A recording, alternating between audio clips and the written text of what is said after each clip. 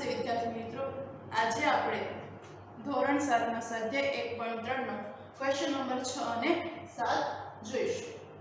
તો જોઈએ question number 6 કે ઠંડુ કરવાની પ્રક્રિયા માટે ઓરડાનું તાપમાન 40 સેલ્સિયસ થી શરૂ કરીને 5 સેલ્સિયસ પ્રતિ કલાકના દરે ઘટાડવું જરૂરી છે. કે શું કીધું છે કે ઠંડુ કરવાની પ્રક્રિયા માટે ઠંડુ કરવા માટે કુલિંગ કરવા માટે ઓરડાનું તાપમાન 40 સેલ્સિયસ થી શરૂ કરવામાં આવે છે. એટલે પહેલું જે સ્ટાર્ટિંગનું છે તાપમાન એ 40 સેલ્સિયસ રાખવામાં આવે છે. ત્યારબાદ શું કરે છે, શરૂ કરીને પછી બીજું એક છે 5 સેલ્સિયસ પ્રતિ કલાકના દરે ઘટાડવું જરૂરી છે. એટલે પ્રતિ કલાક એટલે દર કલાક 5 સેલ્સિયસ દરે ઘટાડવું, એટલે દર કલાકે છે 5 સેલ્સિયસ એમાંથી ઓછું થાય છે. 40 થી શરૂઆત કરવાની છે અને 1 કલાક જાય એટલે પછી 5 સેલ્સિયસ એમાંથી ઘટી જવું જોઈએ. એટલે 1 કલાક બાદ એનું 35 થઈ જાય, બીજી કલાક બાદ એનું 30 થઈ જાય, 35 માંથી પછી 30 માંથી ત્રીજી કલાકે 25. એવી રીતે દર કલાકે છે 5 નો ઘટાડો કરતું જવાનું છે. ચાલુ કર્યા 10 કલાક પછી ઓરડાનું તાપમાન કેટલું હશે કે પ્રતિ કલાકે 5 સેલ્સિયસ ઘટે છે, દર કલાકે 5 સેલ્સિયસ ઘટતું જાય છે 40 માંથી. તો 10 કલાકના અંતે ઓરડાનું તાપમાન છે એ કેટલું હશે, મતલબ કે 10 કલાક થશે, પહેલી કલાકમાં 5 ઘટે, બીજી કલાકમાં એમાંથી 5 ઘટતું, ત્રીજી કલાકમાં એમાંથી 5, એમાંથી છેલ્લે 10 કલાકના અંતે ઓરડાનું તાપમાન કેટલું હશે એ આપણે પૂછ્યું છે. તો ચાલો આપણે લખીએ કે શરૂઆતનું તાપમાન શરૂ કરીએ છીએ ત્યારે કેટલું હતું, શરૂઆતનું તાપમાન કેટલું રાખ્યું છે તો 40 સેલ્સિયસ પોઝિટિવ 40 ઉપર રાખ્યું છે. પછી એમ શું કરવાનું, ટાઈમ આગળ દર કલાકે છે 5 એમાંથી ઘટાડો થતો જોવું જોઈએ. પહેલી કલાકે 35 થશે, બીજી કલાકે 30 થશે, ત્રીજી કલાકે 25 થશે, ચોથી એ 20 થશે, પાંચમી ચોથી એટલે પાંચમી કલાકે 15 થશે. એવી રીતના એટલે 10 કલાક બાદ આ ઓરડાનું તાપમાન શું છે એ તમારે શોધવાનું છે. તો દર કલાકે તાપમાનમાં ઘટાડો કેટલો થાય છે, 5 સેલ્સિયસ પ્રતિ કલાક, પ્રતિ એટલે દર કલાકે, દર 1 કલાકે, પ્રતિ કલાક એટલે દર 1 કલાકે. તો દર કલાકે તાપમાનનો ઘટાડો, દર કલાકે તાપમાનનો કેટલો ઘટાડો થાય છે તો 5 સેલ્સિયસનો. કેટલાનો 5 સેલ્સિયસ શું થાય છે, ઘટાડો થાય છે. એટલા માટે શું લઈશું આપણે, નેગેટિવ લઈશું. શું લઈશું, નેગેટિવ લઈશું. સમજાય છે? તો નેગેટિવ 5 કલાકે દર કલાકે તાપમાનનો ઘટાડો કેટલો થાય છે તો -5 સેલ્સિયસ. એટલે -5 સેલ્સિયસ એટલે 40 માંથી -5 કાઢો એટલે 35, 35 માંથી -5 કરો એટલે 30. એ રીતના -5 કલાક એટલે કેમ કીધું, ઘટાડો છે એટલા માટે. વધારો કીધો તો ધન લે, પરંતુ અહીંયા ઘટાડો કીધું છે એટલે 5 સેલ્સિયસ કેવા લેવાના, નેગેટિવ લેવાના. આવું દર કલાકે થાય છે. તો આપણે શું કીધું છે, ચાલુ કરીને 10 કલાક પછી, તો 10 કલાક પછી કેટલો ઘટાડો થયો હશે એ ગોતવું પડશે. તો 10 કલાકે તાપમાનમાં થતો ઘટાડો બરાબર 10 ગુણ્યા -5 આવશે. એટલે 1 કલાકનો -5 નો ઘટાડો થાય છે. 10 કલાકે કેટલો ઘટાડો થતો હશે તો 10 કલાકના કે તાપમાનમાં થતો ઘટાડો કેટલો ઘટાડો થાય છે એ મેળવીએ પહેલા. પછી છે શરૂઆતનું તાપમાન આ તાપમાનનો સરવાળો કરી દઈશું એટલે આપણને જે હાલની પરિસ્થિતિમાં 10 કલાકના અંતરે કેટલું તાપમાન હશે એ તમને મળી જાય. અહીંયા જો +10 માઈનસ પ્લસ માઈનસ માઈનસ નિશાની આવશે ગુણાકારમાં. 10 × 50 સેલ્સિયસ, 10 કલાકના અંતે છે 50 સેલ્સિયસ તાપમાન ઘટ્યું હશે એમ કહી શકાય. તો હાલની સ્થિતિમાં છે એટલું તો ઘટાડો થયું છે, પણ હાલની સ્થિતિમાં તાપમાન કેટલું છે એ ગોતવાનું છે. તો 10 કલાક પછી ઓરડાનું કુલ તાપમાન ક્યાં હશે, ધન ગુણ આપણે જોઈએ. કુલ તાપમાન એટલે અત્યારે કેટલું છે -50 સેલ્સિયસ, પહેલા કેટલું હતું 40, એટલો ઘટાડો થયો.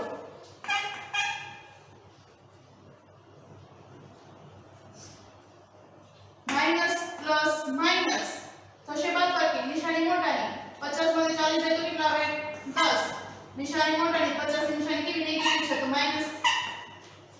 મતલબ કે 10 કલાક પછી ઓરડાનું કુલ તાપમાન કેટલું હશે તો -10 સેલ્સિયસ હશે. શરૂઆતનું કેટલું હતું 40 હતું, જેમાંથી -50 જેટલો શું થયો સેલ્સિયસ જેટલામાંથી ઘટતું ગયું. દર કલાકે એટલે 10 કલાકના અંતે -50 સેલ્સિયસ છે ઘટ્યું, એટલે -50 સેલ્સિયસ + 40 કુલ તાપમાન કેટલું છે એટલે સરવાળો એટલે શું આવ્યું -10 સેલ્સિયસ. એટલે 10 કલાક પછી ઓરડાનું કુલ તાપમાન કેટલું થશે -10 સેલ્સિયસ એટલું હશે. સમજાય છે? 10 કલાક પછી ઓરડાનું કેટલું હશે તો -10 સેલ્સિયસ.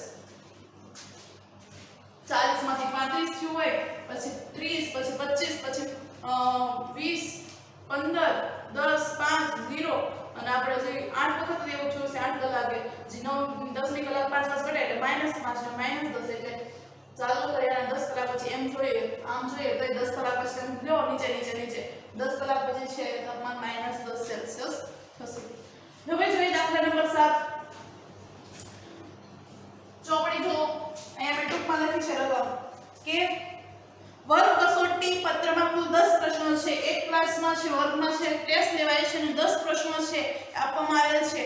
દરેક સાચા જવાબના 5 ગુણ અને દરેક ખોટા જવાબના -2 ગુણ છે. કે દરેક સાચા માટે 5 ગુણ આપ્યા છે તમને. દરેક સાચા એટલે એક ક્વેશ્ચન છે એ જો સાચો પડે તો તમને 5 ગુણ મળે છે અને દરેક ખોટા માટે જો ખોટો પાડો છો તમે તો તમને -2 ગુણ. -2 ગુણ એટલે માઇનસ પદ્ધતિમાં ચાલે છે. ધારો કે તમને એક સાચો લખો ને એક ખોટો લખો તો સાચાના તમને 5 માર્ક્સ મળ્યા, પરંતુ બીજો છે તમે ખોટો લખો છે એટલે 5 માર્ક્સ તો ગયા છે ખોટો પડ્યો, પરંતુ જે સાચામાંથી છે -2 એટલે સાચા તો 5 મળ્યા હતા ઉપલા ક્વેશ્ચનમાંથી, એમાંથી -2 એટલે એમાંથી 2 બાદ થઈ જાય અને તમારા કુલ ગુણ છે 3 જ થાય. એટલે નેગેટિવ માર્કિંગ છે. એટલે ખોટો કરશો તો તમારે પોતાના તો 5 ગુણ એ ક્વેશ્ચન જ હશે જ, પરંતુ જેટલા તમારા સાચાનો જેટલો ટોટલ છે એમાંથી ઈ ગુણ માઈનસ વાળા છે બાદ થાય. એટલે ખોટા માટે -2 ગુણ રાખ્યા છે, નેગેટિવ માર્કિંગ કહેવાય એને. અને પ્રશ્ન જવાબ નહીં લખવાના 0 ગુણ આપવામાં આવે છે. નહીં લખવા માટે 0 આપ્યા છે. એટલે ટૂંકમાં લખી નાખ્યું છે કુલ 10 પ્રશ્નો છે, સાચા માટે 5, ખોટા માટે -2 ગુણ અને નહીં લખવા માટે 0. તો તેમાં 3 પરિસ્થિતિ આવી છે. પહેલું કે મોહનના 4 સાચા છે. મોહન નામનો વ્યક્તિ છે, વિદ્યાર્થી છે, એના 4 સાચા છે અને 6 છે એક ખોટા જવાબ છે, તો તેના કુલ ગુણ અંતે ગુણ કેટલા હશે એ આપણે ગોતવાનું છે. ત્યારબાદ એવું કીધું છે કે રેશમાના 5 સાચા છે અને 5 ખોટા છે. ટીક કર્યા છે અને જો 4 ને 6 10 મતલબ 10 કુલ ટીક કર્યા છે, પરંતુ ત્યાં 4 સાચા પડે છે અને 6 ખોટા પડે છે. 5 ને 5 10 અને 10 10 ટીક કર્યા છે, પણ એમાં ટીકમાંથી 5 ટીક કરેલા સાચા છે અને 5 છે ખોટા છે, તો એના ગુણ મેળવવાના છે. અને ત્રીજું કે હિના 7 જવાબ લખે છે, કુલ 7 જવાબ લખે છે, આ પાછળ કેટલા 10, તો 10 માંથી 7 જાય કેટલા વધે 3 ગુણ, તો 3 ગુણના એ આન્સર જ લખતી નથી. 10 આપ્યા છે એમાંથી 7 જ લખે છે ને 7 માંથી નહીં તે કેટલા સાચા પડ્યા છે તો 7 માંથી 2 સાચા છે અને 5 ખોટા છે. 5 ને 2 7 થાય તો 7 લખ્યા છે, એમાંથી 7 માંથી નહીં તે 2 સાચા છે અને 5 ખોટા છે અને 3 તો એને લખ્યા જ નથી.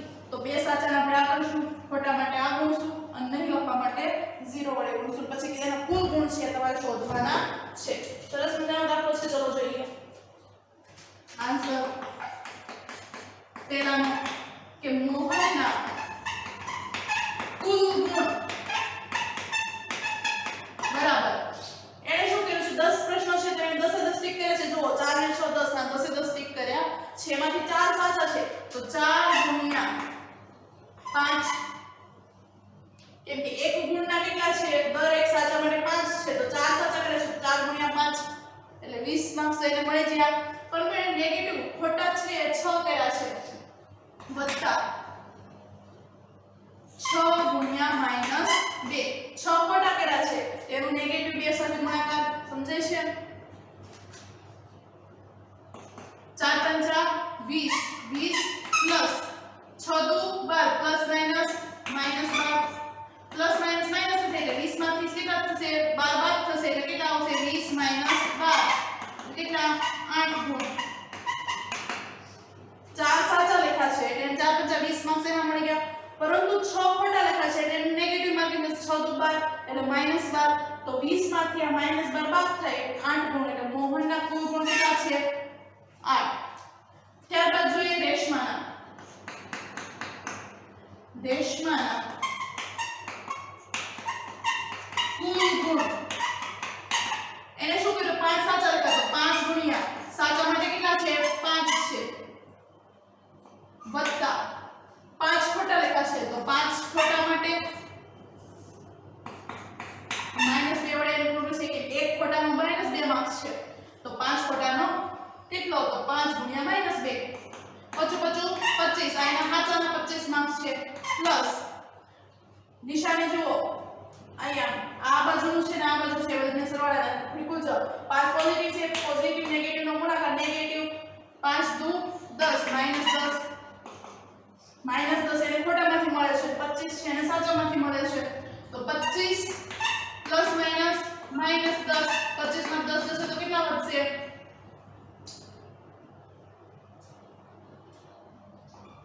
15 વધશે કેટલા વધશે 15 ગુણ તો રેશમાના કુલ ગુણ કેટલા થયા 15 ગુણ થયા ત્યારબાદ જોઈએ ત્રીજું હીના કુલ 7 લખે છે તેમાંથી 2 સાચા અને 5 ખોટા છે તો હીનાના કુલ ગુણ બરાબર જો 7 લખે છે એમાંથી 2 સાચા છે કે 2 ગુણ્યા 5 થશે એક સાચાના 5 માં તો 2 ના કેટલા 2 ગુણ્યા 5 એ સાચાના વત્તા 5 ખોટા લખે છે 5 ગુણ્યા એક ખોટાનો કેટલો માર્ક્સ છે -2 તો 5 ના 5 ગુણ્યા -2 વત્તા આ તો 2 ને 5 સાત જ નો ક્વેશ્ચન એ ટીક કર્યા 3 છે ટીક કરતી નથી કુલ 7 લખી છે મતલબ કે 3 છે એ ટીક કરતી નથી 3 લખતી નથી તો નહીં લખવા માટે કેટલા ગુણ છે તો 0 તો 3 ગુણ્યા 0 હશે 3 એ છે એને ટીક જ નથી કર્યા તો એક ટીક ન કરે તો 0 ગુણ છે તો 3 ટીક ન કરે તો 3 ગુણ્યા 0 સમજાય છે એટલે માટે ત્રીજું સ્ટેપ એડ થયું હવે જો 2 પંચા 10 વત્તા 5 દુ 10 પણ કેવા નેગેટિવ હશે કે પ્લસ માઈનસ નેગેટિવ 3 ગુણ્યા 0 કપડો વડે શૂન્ય સાથે થશે તો પ્લસ શું થઈ જાય શૂન્ય થઈ જાય હવે જો 10 પ્લસ માઈનસ શું થાય માઈનસ 10 માંથી 10 બાદ થાય તો કેટલા વધશે 0 આ વત્તાનો 0